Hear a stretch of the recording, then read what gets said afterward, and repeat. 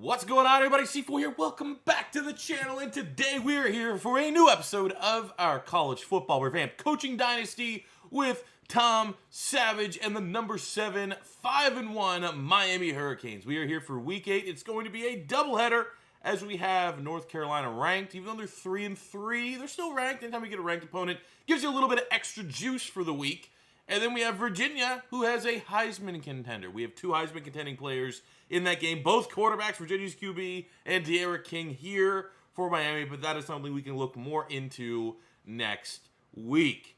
Quick look at this preview. Corso is taking us, which is nice. I mean, you look at all the advantages. It goes well into our direction. There's no more, Javonte Williams, Michael Carter, Sam Howell for North Carolina. Actually, they might still have Sam Howell, now that I say that.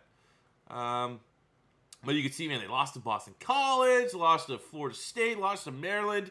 Those are games we don't lose. Okay, what? How'd they beat Clemson 31? Okay, then again, anytime we try to view our game against Clemson, D'Eriq King got hurt in the first quarter. So it's not, you're not comparing like to like. But I'm going to, I want to see, do they still have Sam Howell at quarterback? If they still have Sam Howell at quarterback, that could make this one a little bit different because he is very good. And they do. Okay. Still Sam Howell at quarterback. 94 overall. One of the best quarterbacks in all of college football. Not much else on the offense. They have a good guard there. I'm not even going to butcher that dude's name. Offensive line's not bad. You flip to their defense. They got Tamon Fox, Jeremiah Gemmel. Corner's not bad. Storm Duck. They got Storm Duck. That's not... They do have Sam Howell, which is... he can keep them in any game. But I don't think I'm overly worried about North Carolina, and I think that that's going to be... They play very well into the strengths of our team. So quick look at the scouting here. Not much has really changed. We're maxing out on all of our players for the most part. First place for a lot at this point as well. I decided down here for Kimbrough, Sullivan, Hogan, and Williamson. We had like 3,000 points available. So it's just one of those things you sort by players that are still like well under 20% locked into their top school. Let's see if you can perhaps, steal a guy or two here at the end that have not been a part of your recruiting plan for most of the season. So it'd be nice if we can land one of these guys, but obviously they're not, this is just, icing on the cake, and we're only craving cake. So if you get icing, it's always bonus, but that wasn't what you were there for. So that's good. We have North Carolina.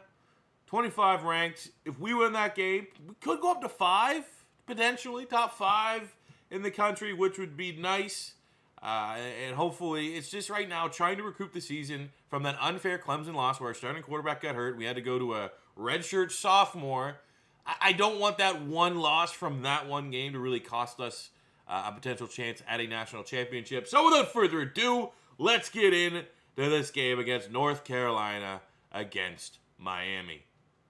It's a rainy game, but we won the coin toss, so we get to go into our first strategy, which is always trying to receive the ball at the beginning of the second half. The Bill Belichick method. Our defense stands tall, answers the bell, whether or not we're going to be able to compete with Sam Howell and gets the ball back to our offense. There we go. Yeah, that's something that we're using. It's not like we're ignoring the read option, but that's just, it's one of those things that once you get into that read option pocket, you just become that much more difficult to stop in this game. And it's something that, I'm unfamiliar with because it's been years since I've consistently played an NCAA game. That used to be, man, like back with Michael Vick and Chip Kelly and the Eagles, man. I was all about the read option because it was unstoppable. And that's what I'm going to try to do here in Miami. First drive, we've been cutting through them like a warm knife through butter until this drive. This little down and distance.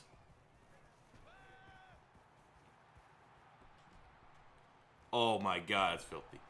Oh my God, that was filthy. Jeremiah Payton, 14 yards. Tricked the whole defense. 2nd and 12. Ooh, why? Get open. Oh, we almost... What? Van Dyke's in? Okay, so there must have been an injury. D'Eriq King got hurt, got hit. Took him out. Hopefully it's not too serious. We go yet again. What is it with ranked ACC opponents and our quarterbacks being unable to finish games? Not much there, but yeah, that's just, that's not how you want to finish off a drive with your backup quarterback. Kick the field goal. Oh my gosh, probably the momentum. Is there any updates? Can I manually see an update here when we go into strategy? Is it something like we'll return soon? What do we have? Dislocated shoulder out for game. Okay, we got third down with Van Dyke here. Why are my quarterbacks made out of glass? Like, I don't know, maybe my injury sliders aren't where they need to be. But, like, I gotta scramble, like, scrambling QBs. Let's go! Scrambling quarterbacks should be able to take, some form of punishment when they get hit. They don't drop like flies like they've been doing so far. I don't know, maybe Tom Savage needs to work on his rehab and injury prevention skill tree or something. Oh, all right. I won't say I got baited there, but, a little bit of a catfish coverage.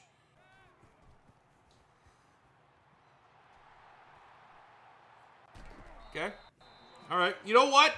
When your backup quarterback comes in, no matter what you're thinking, you always are like, all right, let's dial down the playbook a little bit. Let's maybe run the ball, do a little bit more.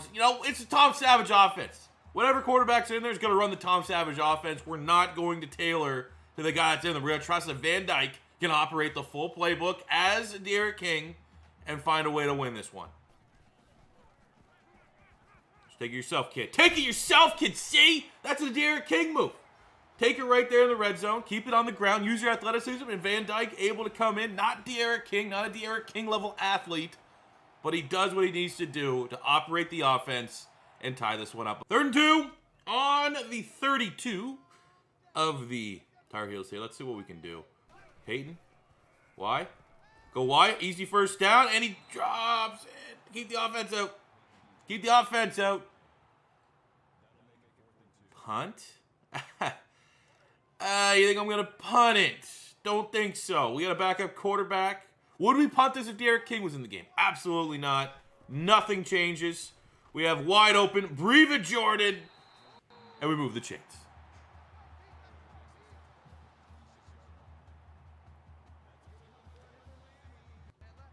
Oh, I'm sure this is going to go well. Let's try the read option. I don't know how much. This might be the one play that, we might have to change out of the playbook here. With no Derek King. But it works out very well as Cameron Harris, 20 yards, 1st and goal.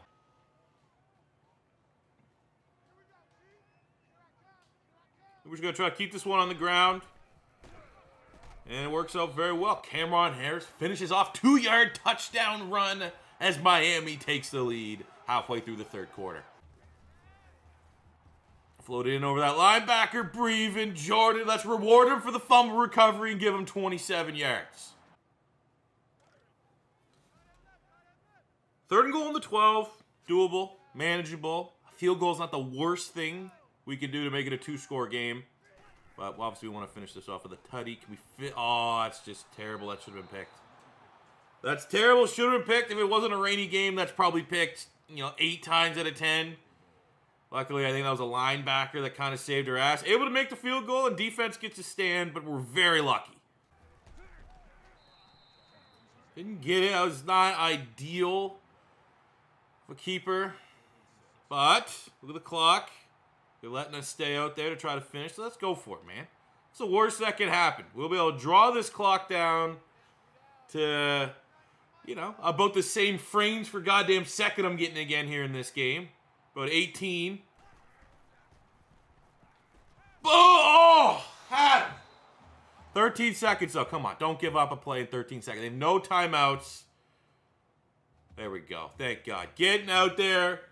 Skin of our teeth. We don't know the long-term implications for that Derek King injury. But as you see there, Cameron Harris, player of the game. We're going to need that a lot. We're going to have to rely more on our running game. Have a lot of talent in that running back room if it is going to be, slight shift in our offense. Going from, Heisman frontrunner Derek King to, redshirt sophomore. But we have the offense to kind of tool around that, to balance it out a little bit until Derek King is healthy. But hopefully he's only missing that one game, and we'll be able to get him to return very shortly. Taking a look here at our stats, player stats more importantly. So, yeah, Derek King was good before he went out. Van Dyke As you can see, a little bit limited as a passer. No passing touchdowns. Did have the 1 interception. 52% completion percentage. Sacked 4 times. It is what it is. He's a redshirt freshman. Sorry, I thought he was a sophomore. Even younger. He did have that rushing touchdown on the QB keeper. As you can see here, player of the game, Cameron Harris, 62 yards and a touchdown. 5.6 yards per carry. That's good. Brevin Jordan, 6 catches, 9. Brevin Jordan probably would have got player of the game for me because he did, on top of having almost 100 yards, recovered a very crucial fumble that could have turned this game and given all the momentum to North Carolina. 76 yards there for Mark Pope, not bad. And showing a little bit of dap up the defense. 10 tackles for Al Blades Jr. We got 2 sacks there, Williams and Silvera. 1 interception from Gilbert Frierson. Happy to see that as Miami beats UNC. Now we have to figure out what is the health status of De'Aaron King. So we come into week 9. Nice victory. Professional victory. Wasn't flashy, wasn't sexy. Did what we had to do to beat North Carolina. Didn't change our rankings. Still coming in number 7. And you look at Virginia, they're 6-1. They're a sleeper team. Even though they don't have a fancy number next to their name, they've put together some pretty good football this season. But for us, the biggest news is De'Aaron King's health entering this game, and he is good to go. I don't know why my QBs are made of glass. I even went into the house rules here to figure out how to adjust the injuries, and it can happen. I am thinking about adjusting the running back ability, but that's not really my issue as well. My running backs just feel slow, and as you can see when we set up the gameplay, I went with 32 on the speed thresholds. I don't know that's necessarily what I'm looking for. Maybe I need to make it higher. Or lower, sorry. Maybe knock it down. Actually, I know what I'm going to do right now. I'm going to knock it down. We'll try 25. See if that gives us kind of the money range that we're looking for as we gear up for this matchup here. Who, obviously, big fan of Miami. Corso, yet again, is rocking and rolling with us. It's the number 1 pass offense against the number 2 pass offense in all of college football. Their quarterback has done very well. Let's see. I don't even know what his name is. B. Armstrong. Brad Armstrong? That doesn't seem right. Well, let's see. Virginia. We just got to go to the ACC here. Thompson. Well, they've had injury issues as well, much like us having QB 1 and 2. They have QB 1 and 2. But it's Brendan Armstrong, 6'2" junior out of Shelby, Ohio. He's currently 1,700 yards, so he's second in the conference. 17 touchdowns to 4. He's even having a better year than De'Aaron King. Is he in the Heisman race still? Brendan Armstrong, Heisman watch. We have Rob. Yeah, he just fell out there. That's okay. That's fine. We know there's talent there. Again, it's a sleeper team. They're not ranked. You wouldn't think they have an elite quarterback, but they have both of those things. So let's go in. Let's handle business. It's going to be very difficult, but I think that if De'Aaron King can give us a full 4 quarters, we're going to find a way to win this game. And as we head into this game, can't be overstated enough just how good these offenses are. As you can see for Miami, 1st in points, 2nd in yards, 1st in pass yards. Virginia, 10th in points, 1st in yards, 2nd in pass yards. This has the makings of an absolute shootout.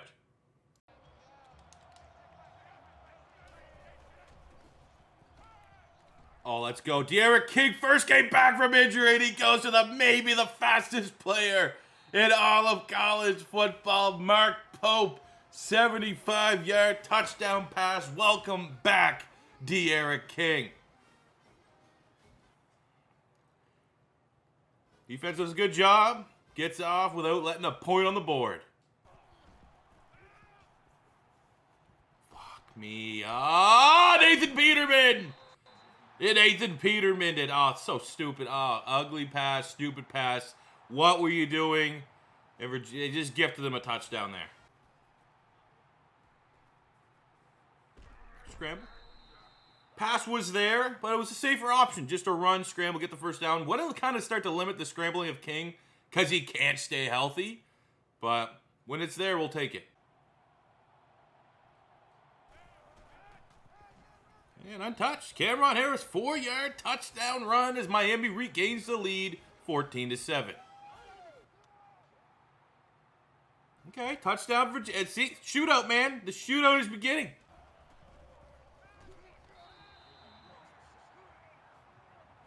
Okay, gets back up. Now, anytime De'Aaron King gets sacked, there's going to be hold your breath, Does he get back up? And on that occasion, he does. Had X. But Aaron Falmouy had D'Eriq King before he had X. Good stop for Virginia. Good stop for our defense. Don't get baited. Oh my God. He held on to it. One of the most violent hits I've seen in recent memory, and D. Wiggins still head on. Oh my God. 3rd and goal. Running has not worked. Will passing work? We're running on a passing play. D'Eriq King. That's a late hit. Better see like Navon Donaldson or something destroy that Virginia player. Try to throw our quarterback down after we crossed the plane. Touchdown. Garbage. Well, there we go. D'Eriq King does what he does best. Keeps the ball. Can our defense do a job? Hold no field goal. I'll take it. For fuck. We had him. We got hit as we're throwing. I don't regret that because we had Pope. He was wide open. The perfect pass. Hey, defense gets a stop, thankfully. All right, yeah, nice little twirly bird back there from D'Eriq King to hit Breven Jordan. Unnecessary spin move. We hit that 0-4 Vic spin throw for the first down. We go to the backup tight end, Will Mallory, for 17 yards. 1st and goal, Hurricanes. Cameron Harris, oh, he does it again. 8-yard touchdown run. Virginia has no answer to our red zone running attack. Fuck. Oh, 3 picks. 3 picks. It's not good. First game back, the D'Eriq King looked a little rusty.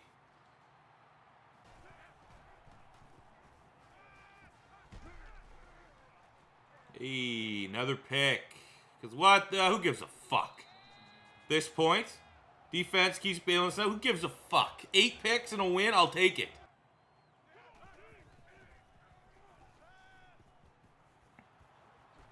Oh, there's a big hit. Holds on to the ball, though. For the all-time single-game touchdown reception leader, Jeremiah Payton. Been a little bit quiet last couple games. It's fine. You know, we got a lot of mouse feet. Breven Jordan, Mark Pope, the running backs. It is what it is. Come on. Oh, that's in. There we go. That was close. They might challenge that. I don't think they're going to worry about that. Hat trick. 3rd rushing touchdown for the game, Cameron Harris. Let's go. As a tight end ever won the Heisman? Because Breven Jordan, I mean, Kyle Pitts probably this year in real life got pretty close. But Breven Jordan, man, it's only a matter of time till he sees his name on that Heisman shortlist. He's unstoppable.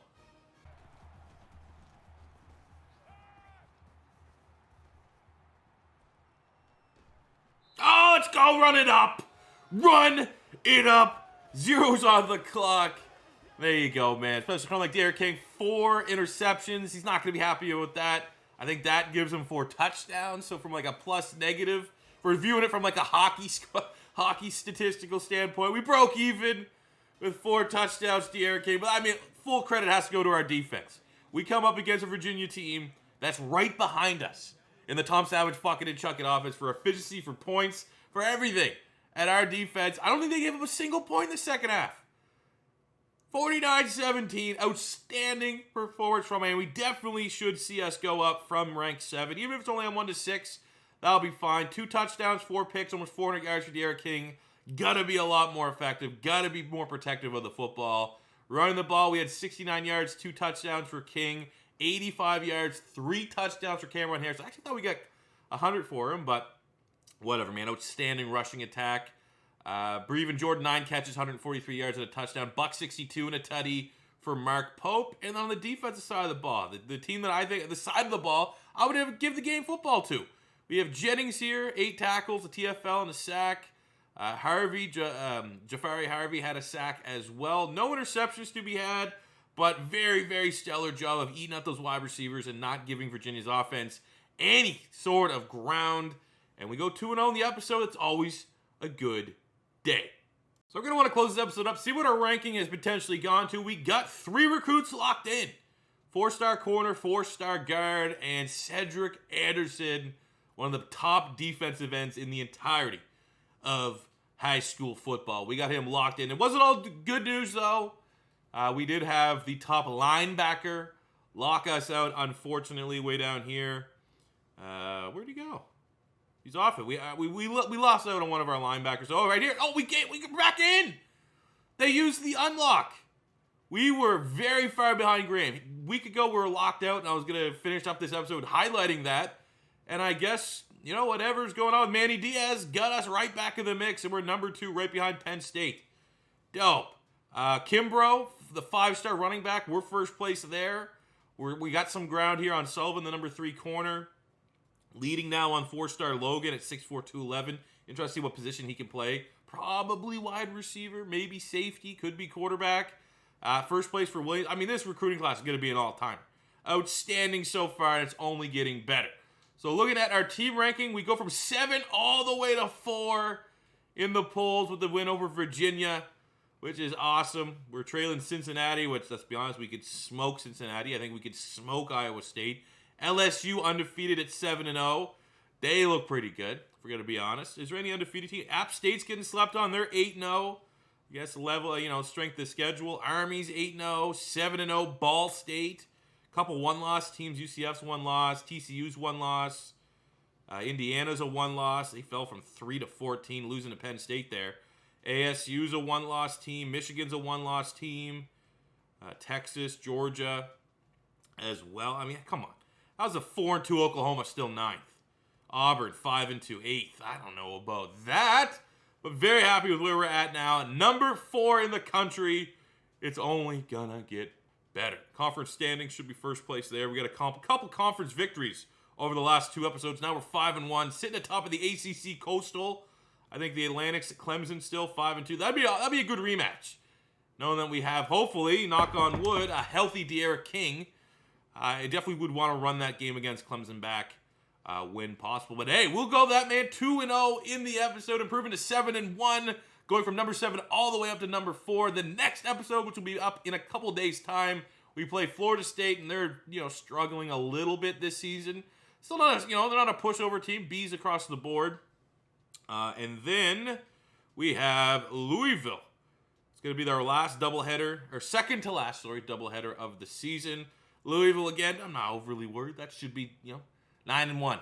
9-1 come next episode, hopefully, if all things go well and we stay healthy, especially at that quarterback spot. Because that's pretty much the talking point I have here. Is like, on any given day, on any given game, on any given hit, it feels like De'Ara King is going to shatter. And that's a worry for us going forward. But that is for the next episode. Thank you guys for watching. As always, the first time stopping by, don't be afraid to hit that subscribe button. Smash the like button if you enjoyed. And until next time, it's C4 saying thank you for watching and peace out.